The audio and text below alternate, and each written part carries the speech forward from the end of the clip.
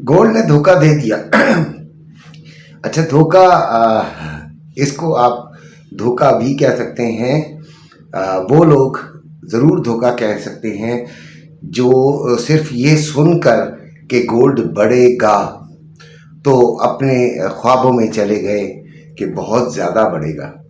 कल की वीडियो सुनिएगा आप पहले, ताकि आपको अंदाज़ा हो जाए कि क्या होने वाला था और किस चीज़ के बारे में आपको बताया था। अच्छा, इस तरह है कि मैं तमाम ये नोट्स अपने, देखिए मैं पुराना आदमी हूँ, मैं नोट्स बनाता हूँ और नोट्स जब कंप्लीट हो जाते हैं तब आप लोगों के सामने आता हूँ। और जिस दिन ये हिम्मत ना हो, ये वैसे कभी कभी होता है, तो मैं फिर नहीं आता हूँ, लेकिन काम पूरा करके आता हूँ। और इसी तरह ट्रेडिंग जब करता हूँ तो मुकम्मल नोट्स के साथ करता हूँ, मुकम्मल बात बच्चों तक पहुँचाता हूँ।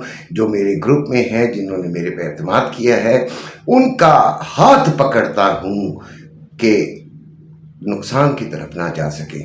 अगर कोई नुकसान की तरफ नहीं जाता किसी भी कारोबार में, कोई जज्बाती फैसला बगैर लाइल्मी में करता है, जज्बाती होकर लोगों को देखकर, तो वो अक्सर उसके लिए ख़तरा भी होता है ना नुकसान में जाने का। तो ऐसे में एक बुज़ुर्ग जो है वो साथ होना चाहिए, जो उसे ठहराओ, सब्र की तलकीन करे और फिर वो बताए कि ये चीज़ इस तरह की जाए तो वो ज़्यादा बेहतर है। जो तजर्बा होता है वो सबसे बड़ा है। यानी ट्रेडिंग के अंदर, इस मार्केट के अंदर रहना, इसमें अपने आप को मेंटेन रखना बहुत ज़रूरी है। जितना अरसा आप इस मार्केट में रहते हैं उतना ही अरसा आप के अंदर आपके पास चांसेस होते हैं कि आप ग्रो कर जाएं। लेकिन अगर आप आए और टाइम फिश हो जाए मसला एकदम ही, तो फिर मामला ख़राब होता है। बहुत सारी चीज़ों को देख कर चलना पड़ता है। और शायद मैं वो वाहिद आदमी हूँ, शायद इस कुर्रे अर्ज़ पर वाहिद ग्रुप ऑनर हूँ जिसके ग्रुप के अंदर मेरे ही जैसे बच्चे हैं, गरीब हैं। ठीक है, मैं गरीब हूँ, ठीक हो गया। यानी कि थोड़े फंड के साथ वो करते हैं। मेरा फंड क्या है, मैं क्या करता हूँ, इस पर तो मैं कभी किसी से बात ही नहीं करता। मैं सिर्फ ये बताना चाहता हूँ कि मेरे बच्चे जो गरीब हैं, जो कि कम फंड के साथ आए हैं, उनको सिखाने में, उनको उनके उसी फंड को मेंटेन करने में और थोड़ा थोड़ा फ़ायदा दिलाने में मैं अपना एक अहम किरदार अदा करने की कोशिश करता हूँ। और शुक्र अल्हम्दुलिल्लाह, ये मेरी उस ज़ात का शुक्र है कि वो मेरी इज़्ज़त रख लेता है। ठीक है, अभी गोल्ड में इंटरेस्ट रेट वही रहा, तो कल आपको बताया था कि इंटरेस्ट रेट अगर वही रहेगा तो ज़रूर गोल्ड में एक पंप आएगा, और वो पंप आया भी।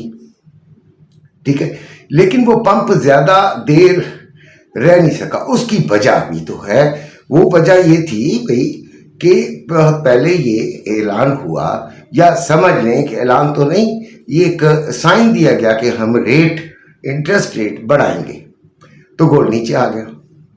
फिर बाद में जो डेटाज आए, उन्होंने ये निशानदेही करना शुरू कर दी कि गोल्ड का नहीं, इंटरेस्ट रेट इतना नहीं बढ़ा सकेंगे, बढ़ा ही नहीं सकेंगे।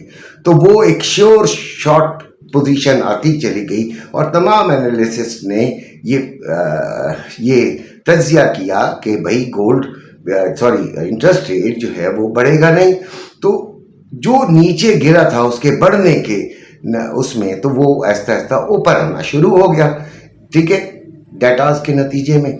और फिर वो अपना एक मूव जो है उसकी 70-50% वो ले चुका था एक्चुअली। इसलिए कल आपको बताया था कि अगर इंटरेस्ट रेट कम होता है तो फिर एक बड़ी मूव आएगी, लेकिन अगर इंटरेस्ट रेट को मेंटेन रखा जाता है, उसी जगह पे रखा जाता है, अनचेंजेबल किया जाता है, तो फिर क्या होगा कि गोल्ड में एक मूव आएगी जो कि $100 $150 तक आ जाएगी। तो 100 तक तकरीबन आई। शुक्र अल्हम्दुलिल्लाह, हमारे ग्रुप ने बहुत फ़ायदा उठाया। ज़्यादा लंबी बात नहीं करूँगा, शो शाह मारता नहीं हूँ, ऐसे ही गप्पे लगाने की आदत नहीं है, लोगों को अपना फंक्शन दिखाने की भी आदत नहीं है और ना दिखाऊँगा, इसलिए कि हमारे ज़िंदगी में एक ही असूल हमने सीखा है कि आपका जो एक्शन है वो बोलना चाहिए। आपको आपकी ज़बान पर यकीन, आप इस तरह बोलें, इस तरह बताएं, लोगों को इस तरह समझाएं कि उनको आपकी ज़ात से मतलब ना हो, आपके सीखे हुए से मतलब हो। तो खैर, रेजिस्टेंस और सपोर्ट आपको मैं बताऊंगा। गोल्ड ने धोखा दिया है उन लोगों को जो कि नासमझी में काम करते हैं। गोल्ड 25% हमने ख़रीदा हुआ है। अभी भी गोल्ड को हमने कहाँ ख़रीदना है वो 4250 से ऊपर अगर इंट्राडे की क्लोजिंग आएगी तो मैं ख़रीदूंगा, वरना नहीं ख़रीदूंगा। ख़रीदारी से अभी मैं इसलिए मना कर रहा हूँ कि 4250 से ऊपर जाकर कुछ सहारा मिल जाएगा। ये ज़रूर एक उम्मीद है अभी तक कि 4000 में ही गोल्ड अपना ट्रैवल कर रहा है, यानी कि मूवमेंट कर रहा है। 4000 से नीचे अगर इसकी क्लोजिंग आ जाती है फिर ख़तरे की घंटी बज जाएगी कि वो 25% भी नुकसान में जा सकता है। ठीक है, तो आज की गोल्ड ट्रेडिंग हम कैसे करें वो हम देखते हैं। सबसे पहले मैं आपको रेट बताता हूँ। 4044 पे गोल्ड है, 4,29,000 में बाइंग हो रही है पीस की, 4,30,000 में सेलिंग हो रही है, जबकि रवा जो है वो 4,26,000 में बाइंग और 4,27,000 में फरोख्त हो रहा है। खरीदारी तो हमने वही 4250 से ऊपर जाके करनी है। सिल्वर 57.21, 6400 रुपये में बाइंग और 6450 रुपये में सेलिंग हो रही है। किसकी? PSL 10 तोला, जबकि लोकल जो है वो 6200 रुपये में बाइंग और 6250 रुपये में सेलिंग हो रही है। आज के दिन आपका जो ट्रेंड रहेगा वो दोनों मिक्स आप करेंगे, लेकिन बुलिश हो सकता है। ठीक है, ये फिलहाल नीचे की तरफ आया है और आ रहा है। इसके जो सपोर्ट लेवल्स वगैरह मैं बताता हूँ। देखें, अगर उससे नीचे सबसे निचली वाली सपोर्ट यानी 3990 से 4000 के, मैं ये आपको चार्ट भी दिखा देता हूँ और वो जो मैंने नोट बनाया है वो भी दिखा देता हूँ। तो इससे नीचे जाके क्लोजिंग हो जाती है कोई भी 1 घंटे की कैंडल, तो फिर गोल्ड नीचे ही है। फिर आपने यहाँ से सेलिंग को ही तरजीह देनी है, हर टॉप से सेलिंग को देखिएगा। और अगर ये 4042 से 50 से ऊपर जाकर 1 घंटे की क्लोजिंग दे दे तो फिर आपने नीचे से बाइंग करनी है।